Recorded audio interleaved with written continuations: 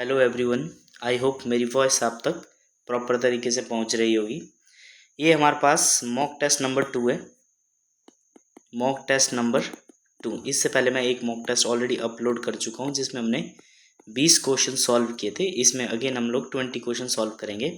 Without wasting the time let's begin the mock test number 2। I hope आप लोगों ने पहले सॉल्व किया होगा। इसको भी आपने इसी तरह से सॉल्व करना है।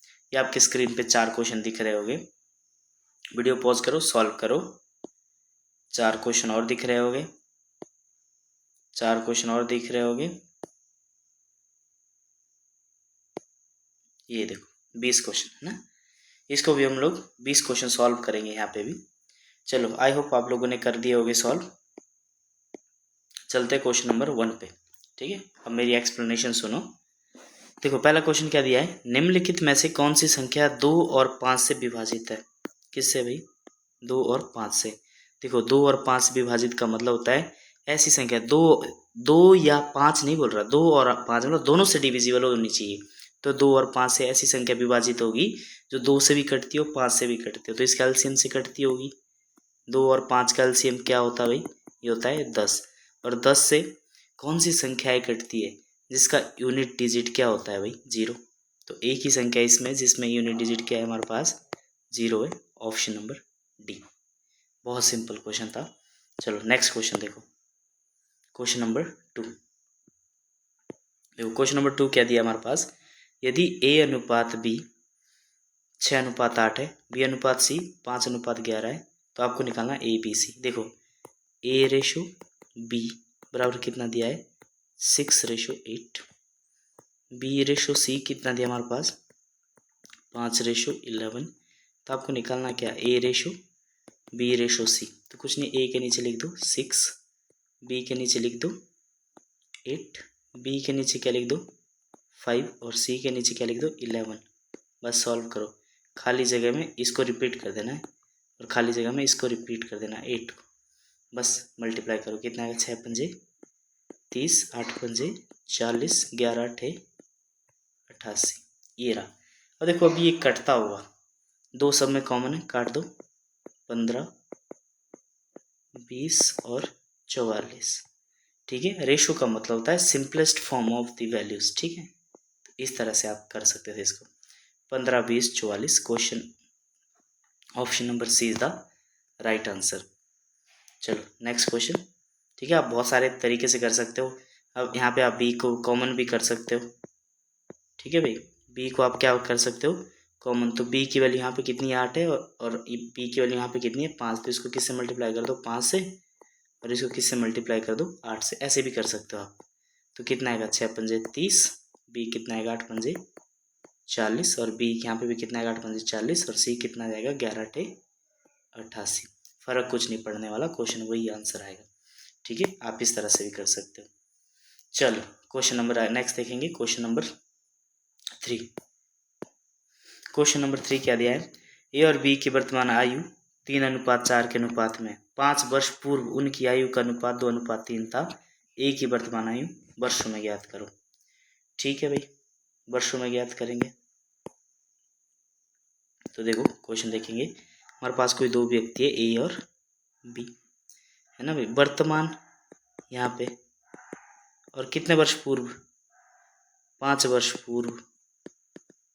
5 वर्ष पूर्व कितना वर्तमान में इनका अनुपात है? 3:4। और 5 वर्ष पूर्व उनकी आयु का अनुपात कितना था?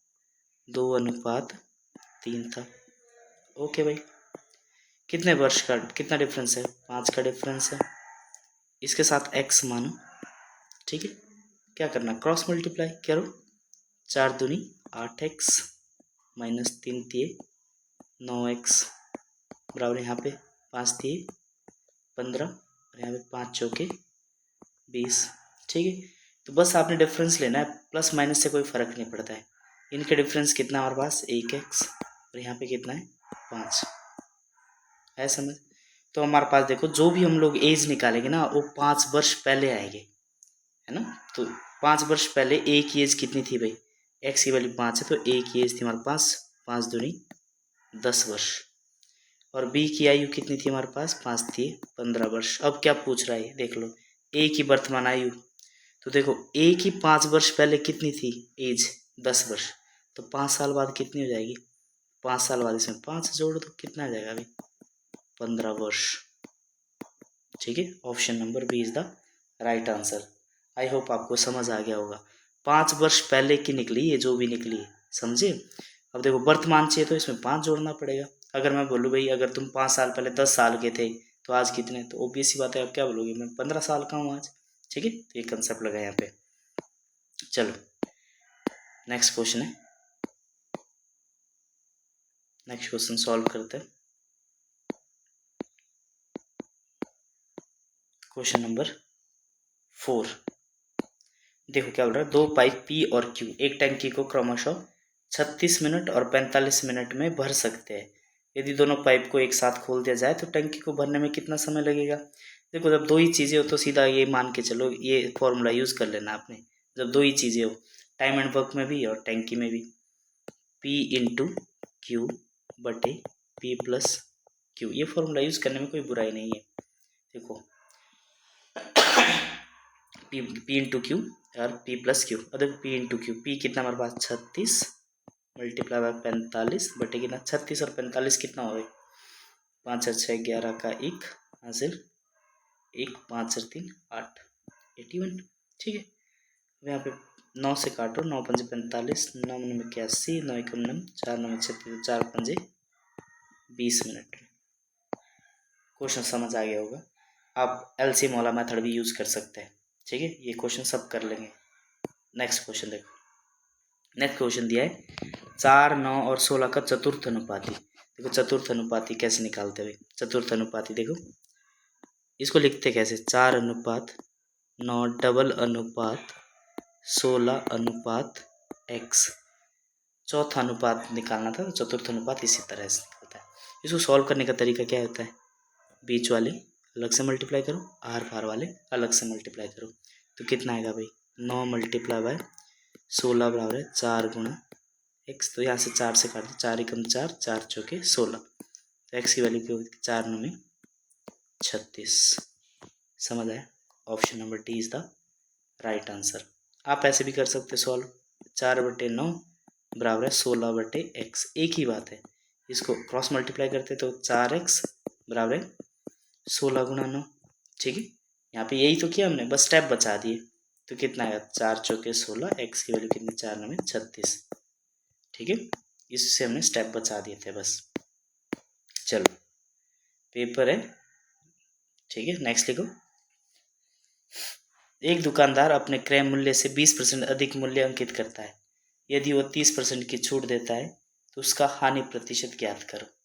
देखो दो तरीके से करवाऊंगा, एक तो आप वो जो क्रमिक छूट है उससे भी कर सकते हो, और दूसरे आप किससे कर सकते हो, सपोज दैट आपका सीपी यानी क्रय मूल्य, आपका जो सीपी है वो मान के चलो आप 100%, आया समझ।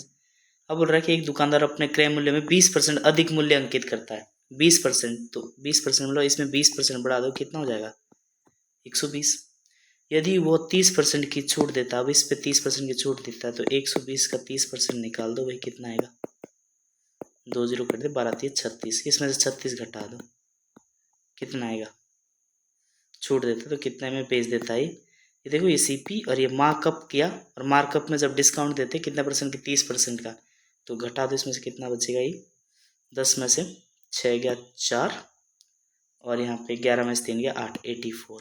तो कितने परसेंट भाई, कितने परसेंट की घाटा हो, उसको खरीदा था 100 रुपये में और बेच कितने दिया, एसपी होता ही है ना, बेच कितने में दिया 84 में, तो कितने का घाटा हुआ 16, तो 16/100 कितना होता है, 16% की हानि।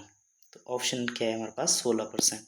ठीक है, इसमें आप क्रमिक भी लगा सकते हो, ठीक है, क्रमिक वाला फॉर्मूला भी लगा सकते हैं। जब इस तरह का क्वेश्चन आ जाए कि भाई 20% पहले अंकित किया, तो इसमें दो इस चीज़ ऐसी भी हो सकती है। क्रमिक फॉर्मूला क्या होता है इसका, दो क्रमागत छूट दी जाती है, ये छूट एक बार बढ़ाया गया, एक बार घटाया गया, तो इसमें आप ये भी लगा सकते हो a प्लस पी प्लस ए गुणा बी बटा 100। अब यहाँ पे देखो a की वैल्यू कितनी है +20, बी की वैल्यू कितनी है -30, क्योंकि छूट है समझ।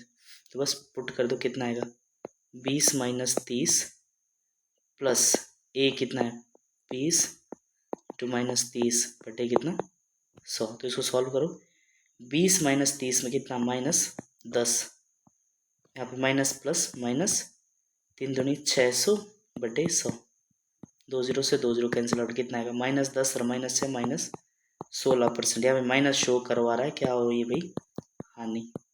तो हानि कितने की हुई है हमारे पास 16% की। आप इस तरह से भी कर सकते हो, जैसा मन करे वैसा कर सकते हो आप।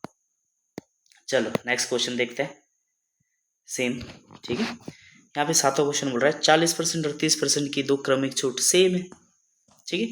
जब दोनों ही छूट हो, ठीक है भाई, दोनों ही छूट हो तो सीधा फॉर्मूला लगा लो, कितना होता है a प्लस बी, छूट की केस में a इंटू बी बटा 100, जब दोनों ही छूट हो, ठीक है। यहाँ पे देखो दोनों, एक छूट थी एक अधिक किया था, तो एक में प्लस एक में माइनस, यहाँ पे दोनों ही छूट है तो दोनों को यहाँ पे a plus B A minus A गुना बी बटा 100, ऐसे भी कर सकते हैं क्योंकि माइनस माइनस जुड़ जाना है वापिस, ठीक है। तो यहाँ पे देखो कितना आएगा 40 प्लस 30 माइनस 40 गुना 30 बटा 100, 2 जीरो कैंसिल आउट, कितना आएगा 470 माइनस 4 थी 12, तो कितना है अभी 58% छूट।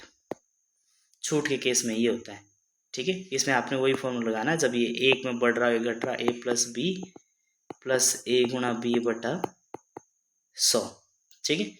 वहाँ पे जहाँ पे छूट होगी वहाँ पे माइनस, जहाँ पे अधिक होगा वहाँ पे प्लस, यहाँ पे एक केस ध्यान रखना है। लेकिन जब दोनों ही छूट हो तो आप सीधा ये फॉर्मूला यूज़ कर सकते हैं, a plus B minus A गुना बी बटे 100, ठीक है। ये क्वेश्चन भी इंपॉर्टेंट है भाई। चलो नेक्स्ट क्वेश्चन देखते हैं, क्वेश्चन नंबर 8 सिंप्लीफिकेशन से। सिंप्लीफिकेशन में क्या बोल रहा है, देखो बड़ा सा क्वेश्चन है, मैं इसी को यहीं पे निपटा देता हूँ। देखो जब भी आपको ना प्लस और माइनस देखे ना, वहाँ तो तोड़ दिया करो।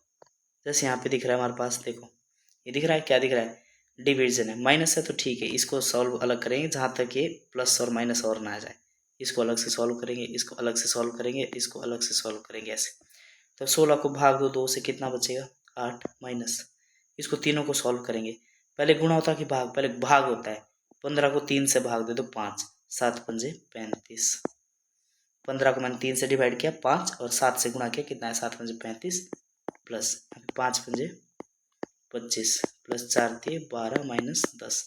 अब आप कैसे भी कर सकते हैं, प्लस वाले देख लो पहले, जिसके आगे कुछ नहीं तो प्लस होता है, प्लस कितने भी 8 और 25 और 12 37 और 8 कितना है 45 प्लस का माइनस, है ना भाई। यहाँ पे देखो -35 और -10, ये भी कितना -45, तो प्लस का 45 माइनस का 45 कितना बचा भाई 0, ऑप्शन ए। कोई भी इस क्वेश्चन को बैठ के कर सकता है आराम से, ठीक है। मेरी अप्रोच देखो मैं कैसे सॉल्व करता हूँ, मैं ये छांटता हूँ कि अच्छा माइनस यहाँ पे लगा, प्लस यहाँ पे लगा, प्लस यहाँ पे लगा, माइनस यहाँ पे लगता है, इसके बीच जितने भी साइन होते हैं मैं पहले सॉल्व करता हूँ अलग अलग से, ठीक है, इस तरह से, ताकि टाइम ना लगे। देखो एक ही इसमें बहुत सरल, देखो दूसरे तीसरे आंसर में, तीसरी लाइन में आपका आंसर आ गया, ठीक है। चलो ये अप्रोच भी आपने सीखनी है। चलो नेक्स्ट देखो क्वेश्चन नंबर 9, देखो मैंने इसमें प्रीवियस ईयर वाले भी पेपर इंक्लूड किए। देखो ये क्वेश्चन नंबर 12, इसमें लंबे से ऑप्शन ना ये प्रीवियस ईयर पेपर में एचपी पुलिस में पूछा गया है, ये 2022 जो मार्च में होता है ना पेपर, वहाँ से क्वेश्चन है, ठीक है। तो मैंने वो भी इंक्लूड किए, मैं सारे आपको करवा दूंगा, सारे 2015-16 से लेकर अभी तक जितने भी एचपी पुलिस के एग्जाम हैं। यहाँ पे देखो क्या बोल रहा है, 8400 रुपये की राशि को साधारण ब्याज की 7% वार्षिक दर पर 11,900 होने में कितने वर्ष लगेंगे। देखो वार्षिक दर क्या है, साधारण ब्याज है, साधारण ब्याज से बोल रहा है तो ठीक है, कुछ नहीं है। ये बोल रहा है प्रिंसिपल हमारे पास कितना है 8400, है ना, और रेट यानी दर कितना है 7%, और आपका मिश्र धन मतलब जिसमें ब्याज और मूलधन है 11,928। तो पहले ए निकाल दो, ब्याज कितना है, ब्याज होता है मिश्र धन में से ये घटा दो, कितना आएगा इसमें से घटा दो, कितना आएगा 11,928 में से क्या घटाना है 8400, ठीक है। तो इसको घटाएंगे, 8 में से 0 गया 8, 2 9 में से 4 गया 5 और 11 3528 रुपये, ये ब्याज है। बस तो देख लो आपका क्या होता है, ब्याज बराबर क्या होता है, फॉर्मूला तो एक ही होता है, principal into rate multiply by time बटे 100। सब चीज़ें दी हुई, ब्याज कितना है 3500, ये भाई 3500 है ना, 3528 बराबर प्रिंसिपल कितना है 8400 मल्टीप्लाई बाय रेट कितना है 7% इंटू टाइम कितना है पता नहीं बटे कितना 0, 2 0 से 2 0 कैंसिल आउट। बस इसको काटना है, पहले 7 से देख लेते हैं, 7 एकम 7, 7 पंजे 35 और यहाँ पे कितना बचा भाई, नहीं जाता है तो 0, 7 चौके 28, 584, ये 7 से कटेगा, 12 7 84 देख लेते हैं, 12 7 84, 7 7 49, 7 दूनी 14, 12 से कट गया, 12 6 72, तो टाइम कितना लगा 6 वर्ष। इतना अमाउंट होने के लिए कितना वर्ष लगा 6 वर्ष। कोई क्वेश्चन लेंथी भी होगा, देखो क्वेश्चन छोटा सा दिख रहा है लेकिन ये लेंथी था क्वेश्चन, तो इसको आप पहली गो में आप स्किप कर सकते हो, ठीक है, पर मैं तो अभी करवाऊंगा भाई सारे क्वेश्चन, ठीक है, तो मैं स्किप करने के लिए नहीं आया हूँ, मैं तो बता रहा हूँ करना कैसे। चलो नेक्स्ट क्वेश्चन देखो, क्वेश्चन नंबर 10 क्या बोल रहा है, ट्राइंगल एल एम एन में एक ट्राइंगल है, ट्राइंगल हम बना लेते हैं कोई सा ट्राइंगल एल एम और एन में, कोण एल 118 है, ये कितना है भाई 118, एल एम बराबर एल एन, एल एम बराबर है एल एन, ठीक है, तो कोण एन ज्ञात करो। तो मैं एक चीज़ बता देता हूँ, समद्विबाहु त्रिभुज का मतलब क्या होता है, अगर कभी भी दो साइडें बराबर होती है तो इसके सामने और इसके सामने वाला एंगल ही बराबर होता है, ठीक है, अगर ये कोण x है तो ये कोण भी कितना है हमारे पास x है, बस ध्यान रखना है। तो देखो आपको एक चीज़ तो पता है, त्रिभुज के तीनों कोणों का योग कितना होता है, त्रिभुज के तीनों कोणों का योग कितना होता है भाई 180, तो जोड़ दो इसको कितना आएगा, सिंपल सा क्वेश्चन क्या बन गया, अब ये 118 ये x, क्योंकि आमने सामने की अगर भुजाएं बराबर है ना तो इनके सामने के कोण भी क्या होते हैं बराबर, अगर ये x है तो ये भी x है, तो कोण कितना हो गया भाई, हमारे को पता है कि तीनों कोणों का ये क्या होता है भाई जोड़, ये होता है 180। तो देखो जरा 180 होता है तो कोण L प्लस कोण M प्लस कोण N बराबर कितना है 180, कोण L दिया हमारे पास 118, कोण M दिया हमारे पास x, तो कोण N भी कितना है हमारे पास x, कितना है 180, 2x हो गया और 180 में से 118 घटा दो, ठीक है, तो 2x बराबर कितना 10 में से 8 गया 2, 7 में से 1 गया 6, 62 बचा, तो 2 काट दो 31, तो x का मान कितना है हमारे पास 31 डिग्री। समझ आया, ऐसे ही क्वेश्चन आने वाले पेपर में, ठीक है, इसका option number 20 the right answer. चलो नेक्स्ट क्वेश्चन, क्वेश्चन नंबर 11 देखो, AP और AQ केंद्र O वाले वृत्त किसी वृत्त पर बाह्य बिंदु A से खींची गई दो स्पर्श रेखाएं है, यदि PAQ is equal to 40 degree है तो POQ ज्ञात करो। देखो क्वेश्चन ही समझ नहीं आया होगा आपने, सॉल्व करना तो दूर की बात है। क्या बोल रहा है, एक हमारे पास वृत्त है, इसके बाहर एक बिंदु दिया है जिसका नाम है A, है ना, ए से, और इससे दो स्पर्श रेखाएं खींची गई, स्पर्श रेखाएं मतलब इसको टच करके जा रही है, ठीक है, यहाँ पे टच कर रहा है, यहाँ पे टच कर रहा है, और यहाँ पे एक सेंटर इसका क्या है O। याद रखना सेंटर से जहाँ पे बिंदु स्पर्श कर रहा होता है ये हमेशा 90 डिग्री का कोण बनाती है, ये थ्योरम भी याद रख लेना इस चीज़ को। और जहाँ पे ऊपर भी टच कर रहा है, जहाँ पे जस्ट टेंजेंट बोलते हैं इसको भी, ये भी कितने डिग्री का एंगल बनाती है 90 डिग्री का, समझ गए। अब यहाँ पे बोला गया है कि ये बोल रहा है P और Q है ना, यहाँ पे ए से खींची गई दो स्पर्श रेखा है, एक तो P पे एक किस पे Q पे। अब यहाँ पे बोला जा रहा है यदि PAQ यानी PAQ कितने का है, ये हमारे पास कितने डिग्री है 40 डिग्री है, ठीक है, तो POQ ज्ञात करो, POQ ये वाला एंगल निकालना है। याद रखना इनका अगर हमारे पास चार भुजाएं, देखो 1 2 3 4, इनका एंगल कितना होता है भाई 360, नहीं आ रहा है यार तो फॉर्मूला देखो n-2 इंटू 180, तो n कितनी हमारे पास 4 भुजाएं इंटू 2 इंटू 180 है ना, तो कितना 2 इंटू 180 बराबर कितना 18 दूनी 36 360 डिग्री। ठीक है, ये 90 और ये भी 90 आया समझ। ये 90 और 90 180। तो अगर ये 40 है तो 180 में से 40 घटा दो। ठीक है, क्योंकि 360 होना है कंप्लीट। तो कितना आएगा ये एंगल, बोलो जरा, घटा लो। ये 90 ये 90 40, तो ये कितना मान के चलो x। ये कितना मान के चलो x। तो कितना आया भाई x प्लस 90 प्लस 40 प्लस 90 बराबर कितना 360। तो x बराबर कितना आएगा 90 और 90 180। 180 और 40 कितना 220 बराबर कितना 360। x बराबर कितना 360 माइनस 220, तो ये कितना बचा 140 डिग्री। 140 डिग्री होना चाहिए, ऑप्शन नंबर सी। अब देखो, ये तो मैंने आपको समझाया क्योंकि आप लोगों ने कभी ऐसी आकृति देखी नहीं है। जिनको पता है, जिन बच्चों को पता है कि अच्छा ये जहाँ पे भी बाह्य बिंदु से अगर कोई टेंजेंट खींच लेना एक सर्कल पे, ऐसे टेंजेंट का मतलब ये बिल्कुल टच करके जाए, तो ये सेंटर से जहाँ पे इसका केंद्र बिंदु होता है ना वृत्त का, वहाँ से अगर एक लंब गिराया जाए तो ये हमेशा 90 डिग्री बनाता है, ये वाला।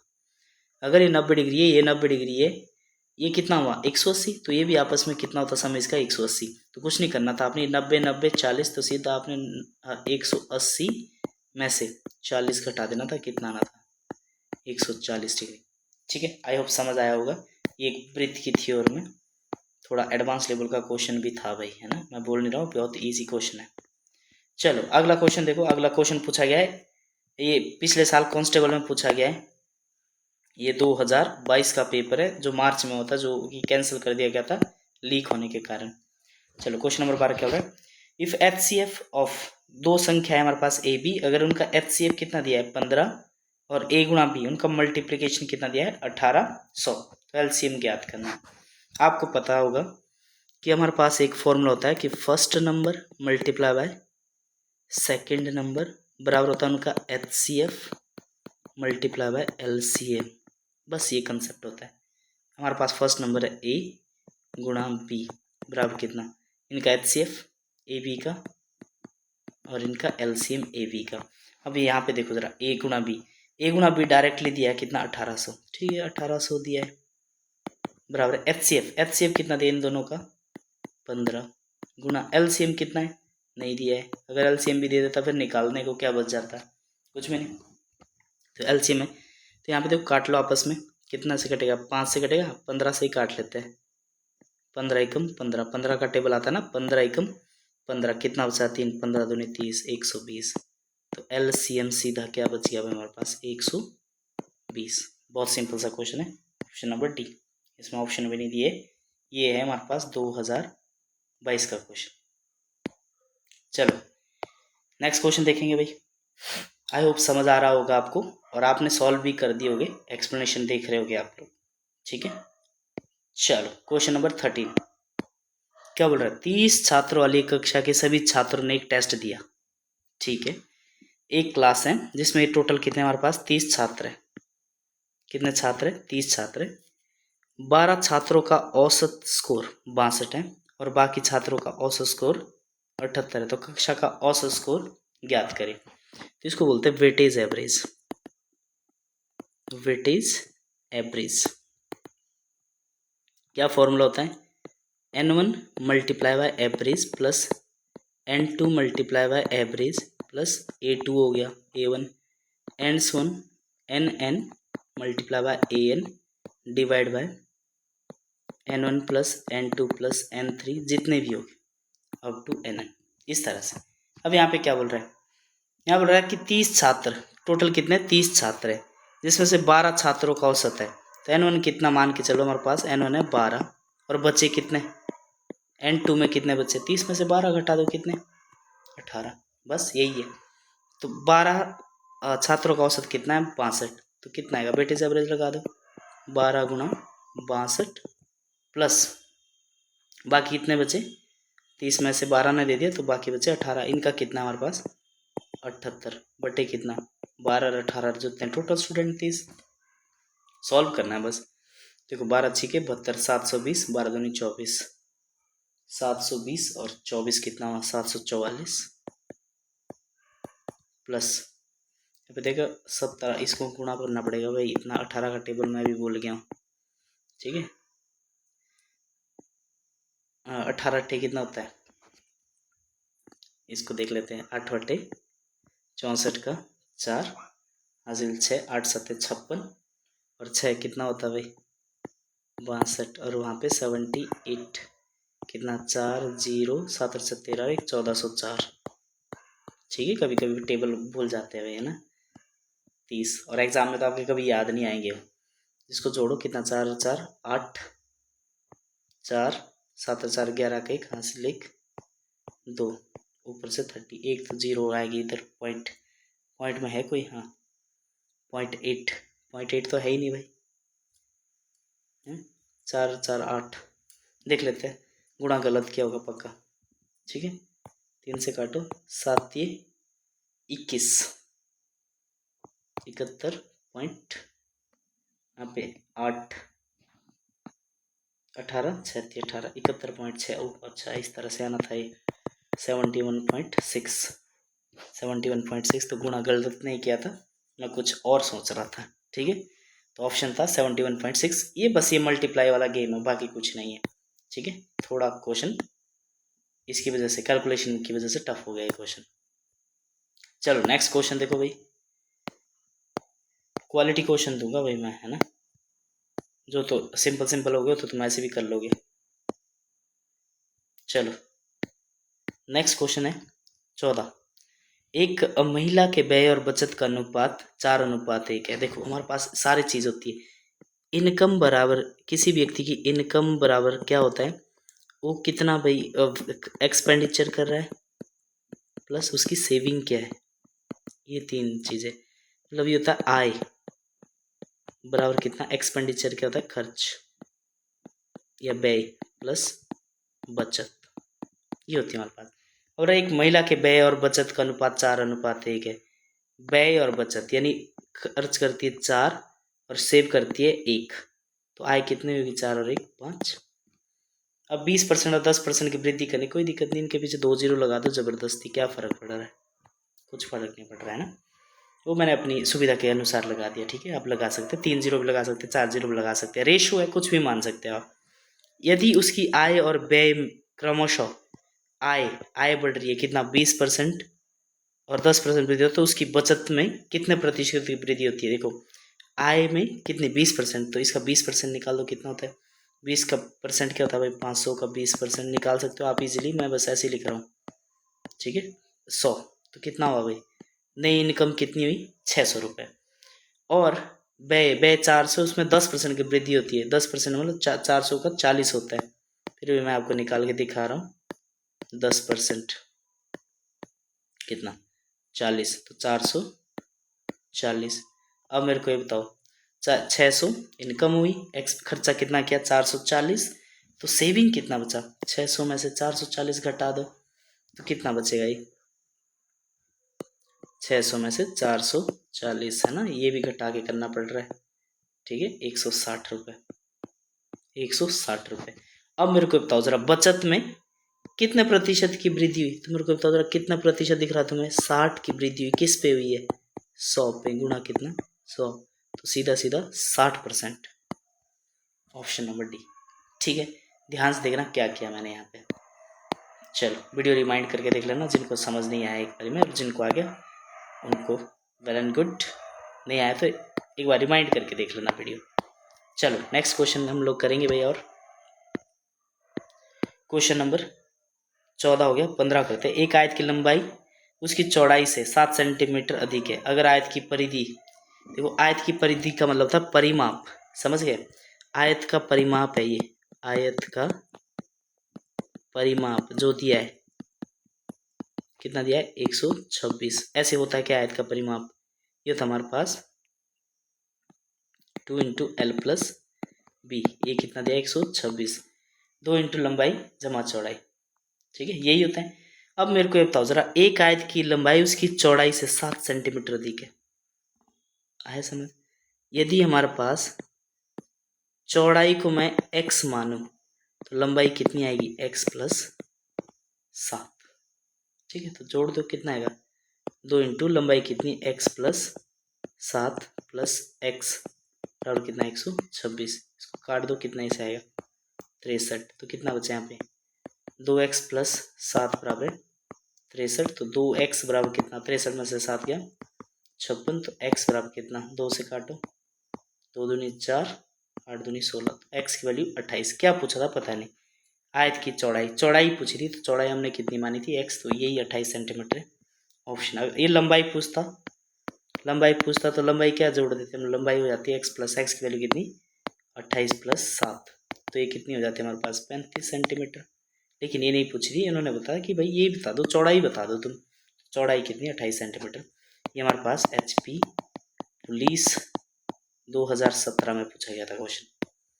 ठीक है, तो मैं साथ साथ में प्रीवियस ईयर भी अटेम्प्ट करवा रहा हूँ आपको, ताकि पता लगे कि हाँ आप कितने पानी में हो।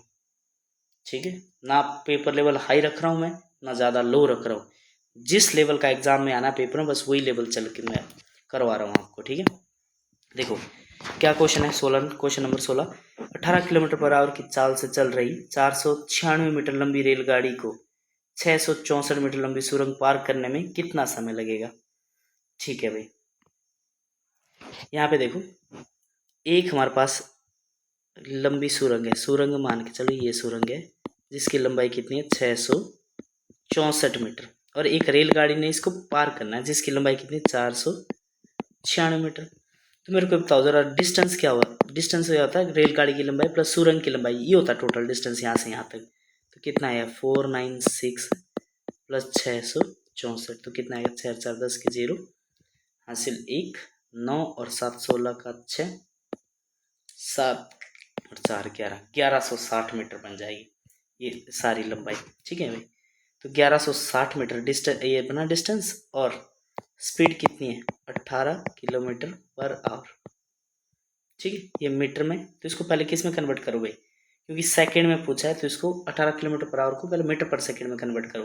मैंने आपको बताया था, देखो किलोमीटर पर आवर से मीटर पर सेकंड में, तो छोटे में जा रहे तो छोटा ऊपर और छोटा ऊपर और बड़ा नीचे, तो 18 से 18। तो स्पीड कितनी बनेगी हमारे पास 5 मीटर पर सेकेंड। अब आपको पता है स्पीड इक्वल क्या होता है डिस्टेंस अपॉन टाइम, तो क्या आप टाइम भी निकाल सकते हैं। यहाँ पे क्या होता है डिस्टेंस अपॉन स्पीड। तो डिस्टेंस कितना हमारे पास 1160 मीटर और स्पीड कितनी है 5 मीटर पर सेकेंड। बस इसको काटना है, आपका आंसर आएगा 5 एकम 5 5 दूनी 10, कितना बचा यहाँ पे 16 8 दूनी 16 280 सेकेंड लगेंगे इसको पार करने में। एक बारी इस क्वेश्चन को ध्यान से करना, ये पेपर में बहुत बार रिपीट होता है। कितना था भाई 280 सेकेंड, है ही नहीं ऑप्शन में ही। मैंने क्या गलत जोड़ा है क्या, इसको देख लो 496 और 664 वहाँ से लिख 9 और 7 16 का 6 1160, तो ठीक आना चाहिए भाई। 1160 को डिवाइड करना किससे 5 से, तो 5 दूनी 10 16 8 280। ओह 280 होना चाहिए था, यहाँ पे ऑप्शन नहीं है। ठीक है, कितने होने चाहिए भाई 280 सेकेंड। ठीक है, इतने सेकंड लगेंगे उसको पार करने में। ठीक है, कभी कभी ऑप्शन गड़बड़ हो जाते हैं भाई पेपर में, या फिर मैंने सही से नहीं लिखे होंगे, ऐसा भी हो सकता है। जैसे यहाँ पे 223 लिखा है, यहाँ पे हो सकता है 280 हो। ठीक है, तो इसको देख लेना, थोड़ा सा ऑप्शन में गड़बड़ हो गया, बाकी क्वेश्चन ठीक है। मतलब आपको मेथड समझ आना चाहिए क्वेश्चन किस तरह का है। चलो नेक्स्ट क्वेश्चन देखेंगे, क्वेश्चन नंबर 17। क्वेश्चन नंबर 17 क्या बोल रहा है 36 और 100 का मध्यानुपाती ज्ञात करो।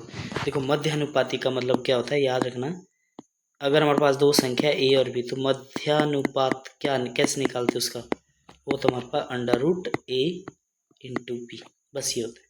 तो क्या आएगा भाई बोलो 36 और 100 का अंडर रूट 36 गुणा 100। अब 36 और 100 को गुणा करने मत लग जाना, सीधा देखो 36 किसका रूट होता है 6 का, तो ये 36 का अंडर रूट कितना है 6, और 100 का किसका होता है 10, तो आंसर कितना 60। Option number D is the right answer.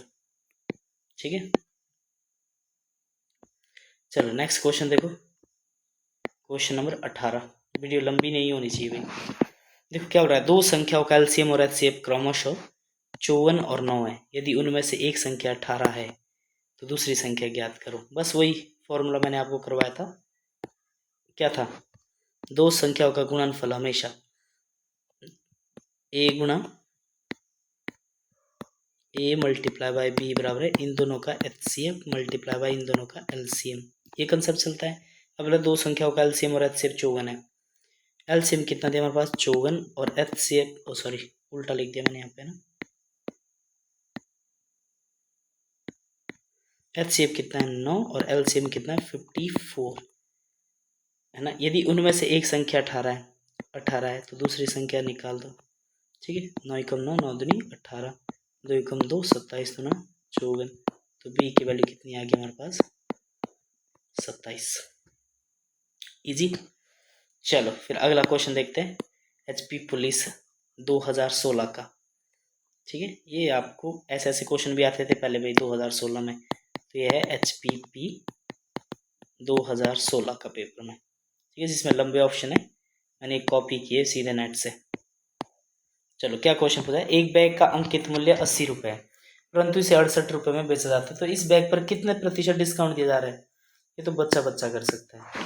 ये देखो, इसका अंकित मूल्य यानी एमआरपी क्या लिखा है इसमें बैग में, ये बोल रहा है 80 रुपये। आया समझ। और सेलिंग क्या, एसपी कितने में कर दिया, इसको 68 रुपये में बेच दिया। तो मेरे को बताओ जरा, छूट कितने की दी, छूट दी 12 रुपये की।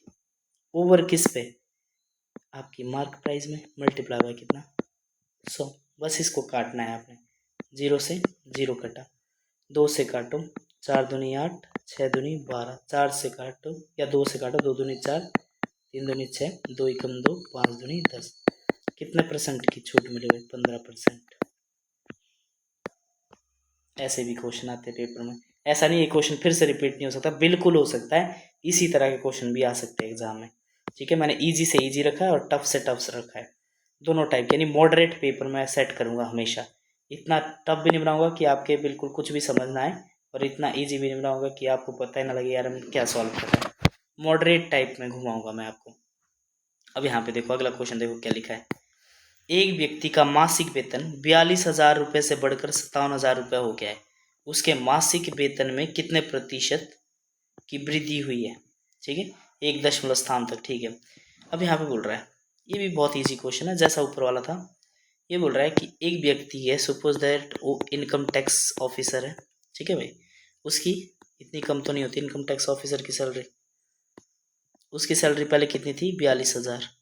ठीक है, 8th पे कमीशन से उसका सैलरी कितना बढ़ गया भाई, 57,000 रुपये। आया समझ। तो मेरे को सीधा सीधा बोलो कितना बढ़ा है उसका सैलरी। तो यहाँ पे अगर देखा जाए उसको यहाँ से यहाँ तक कितनी सैलरी बढ़ी है, घटा दो सीधा, 3 0 तो आएगी आएगी। ठीक है, 7 में से 2 गया 5 और 5 में से 4, 15,000 बढ़ा है, 15,000 रुपये बढ़ी है उसकी सैलरी, है ना।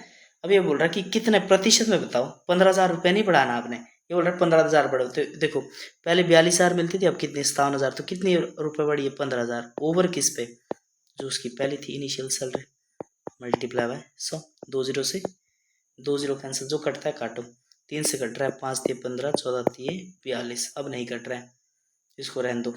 500 बटे कितना 14, 14 3 42 ना, कितना बचा 8, तो 14 3 42,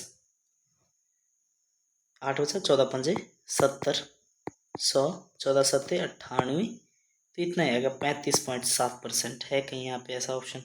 हाँ, option number A is the right answer. कितना है 35.7%। ठीक है, तो ये था भाई mock test number 2। I hope आप लोगों ने एंजॉय किया होगा और मेरे साथ साथ सॉल्व भी किया होगा। ठीक है, मिलते हैं नेक्स्ट मॉक टेस्ट में, एंजॉय करते रहो। 20-20 क्वेश्चन, 40 क्वेश्चन हो गए आपके पास, वो भी क्वालिटी क्वेश्चंस। इस तरह से आपको मैं कम से कम 10 मॉक टेस्ट करवाऊंगा। आप बस बेल आइकन को प्रेस कर लेना ताकि आपके पास नोटिफिकेशन आती रहे। वो हो सकता है किसी के पास नोटिफिकेशन नहीं पहुंच रही होगी, लेकिन मैं क्वेश्चन करवा रहा हूँ। ये मॉक टेस्ट नंबर 2 था, इससे पहले मैं एक मॉक टेस्ट करवा चुका हूँ ऑलरेडी। ठीक है, वीडियो अच्छी लगी हो तो एक लाइक कर देना। ठीक है, शेयर करने के लिए नहीं बोलूँगा, फिर बोलोगे तुम कंपटीशन बढ़ा दोगे। ठीक है, नहीं कंपटीशन नहीं बढ़ाऊंगा, तुम्हारा कंपटीशन खुद से, बस खुद की मेहनत अच्छे से करो। ठीक है, all the best, keep study and stay healthy. ठीक है, thank you, have a nice day.